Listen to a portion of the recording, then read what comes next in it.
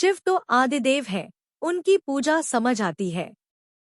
कृष्ण ने अनगिनत चमत्कार दिखाए, गीता ज्ञान दिया, उनकी आराधना ठीक लगती है।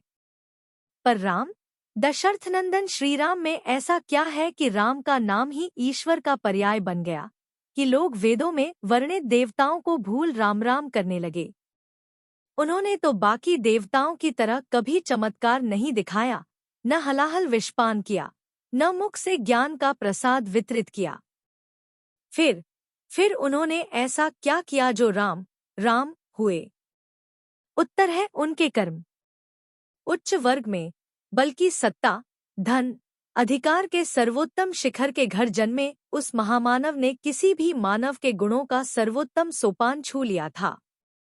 सोचिए कि एक राजा का बेटा, जिसके एक आदेश पर सेनाएं सज्ज हो जाती हों, जिसके कहने पर अनगिनत वीर मरने मारने, प्राण त्यागने को उद्यत हो जाते हों, वह एक मामूली अंगरक्षक के रूप में, एक सुरक्षाकर्मी के रूप में अपनी ही प्रजा के एक वैज्ञानिक की रक्षा हेतु चल पड़ता है। जिसने धर्म का पाठ पढ़ा हो, जिसका धर्म ही हो कि गौ, स्त्री और ब्राह्मण की रक्षा करनी है, वह बिना संकोच के देखते ही ताटका नामक स्त्री का वध कर देता है। वह अपराधी को देख हिचक नहीं जाता कि यह तो स्त्री है और स्त्री का वध नहीं किया जाना चाहिए। उसका न्याय लिंगभेद नहीं करता। वह सत्पुरुषों का रक्षण करता है, खल पुरुषों का वध करता है और तिस पर भी उसकी मुस्कान बनी रहती है। किसी के सम्मुख सिर झुकाते समय उसे संकोच नहीं होता और किसी का सिर उतारने पर वह अहंकार से ग्रसित नहीं होता। वह चलता है तो धरती डोलती नहीं, बल्कि खिल उठती है। वह परमवीर है, पर उसे देख पुरजनों को भय नहीं, अभय की प्राप्ति होती है। दुर्दमनीय धनुष को तोड़कर भी वह विनीत बना रहता है। क्रोधित दुर्दम्य परशुराम के सम्मुख भी वह विचलित नहीं होता। जितना सहज होकर वह पिता की आज्ञा से सिंहासन स्वीकारता है, उतनी ही सहजता से त्याग भी देता है। पिता की आज्ञा, माता की इच्छा और भाई के कल्याण के लिए वह अपना परंपरागत अधिकार छोड़ वक्कल वस्त्र पहन वनों में चला जाता है। राजमहलों का निवासी जंगलों में वनवासियों के साथ घुलमिल कर रह रहा है। उनके जैसे वस्त्र, उनके जैसा भोजन, उनके जैसा श्रम, प्रियतमा के अपहरण पर उसका रुदन।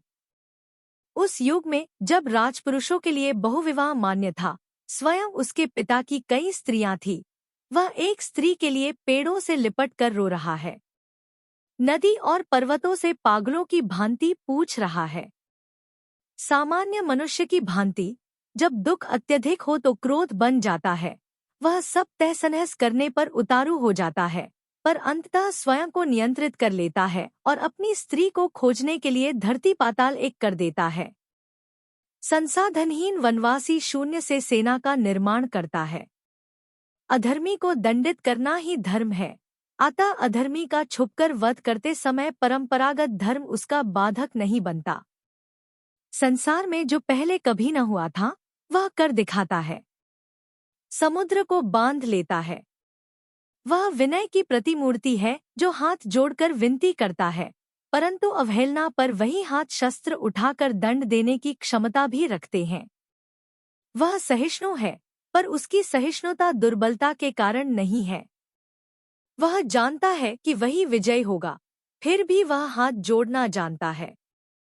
सामने शत्रु है, ऐसा शत्रु जिससे संसार भय खाता है।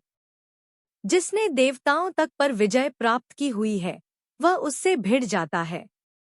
हिंसा अंतिम उपाय है, यह संदेश अवश्य देता है, पर जब प्रतिपक्ष को अहिंसा स्वीकार नहीं, तो परम हिंसक होने में क्षण नहीं लगाता।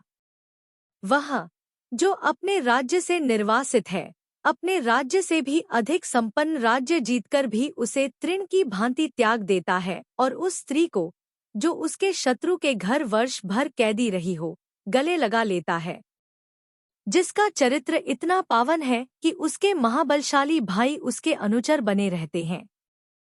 वे भाई जो अपने बड़े भाई के लिए कोई भी त्याग करने को प्रस्तुत हैं, जो बड़े भाई के हित के लिए माता पिता, गुरु और स्वयं बड़े भाई की आज्ञा मानने से भी इनकार कर देते हैं। जिसका मन इतना निर्मल है कि हर वर्ग उसका अपना है, जिसका चरित्र इतना उज्ज्वल है कि तपस्यारत ऋषि भी उसके दर्शन को सौभाग्य मानते हैं, जिसका प्रेम इतना पावन है कि वनवासिनी बुढ़िया अपना मान उसे अपना जूठा खिला लेती है, जिसका क्रोध इतना भीषण है कि समुद्र भी थरथर कांपता है, जो वन में वनवासी होकर भी राजा की भांति रक्षण करता है, जो सिंहासन पर बैठकर भी वनवासियों की भांति प्रकृति से जुड़ा रहता है, जो मानव होकर भी मानवेतर सामर्थ्य रखता है, मानवीय गुणों की पराकाष्ठा को सतत प्राप्त है, जो सच्चिदानंद है, ऐसा महामानव है, ऐसा आदिपुरुष है कि आदिदेव महादेव भी उसके भक्त बन जाते हैं। ऐसे धृतिमान महाबाहु को साक्षात ईश्वर न माने तो क्या माने। जय श्री राम, जय श्री कृष्णा।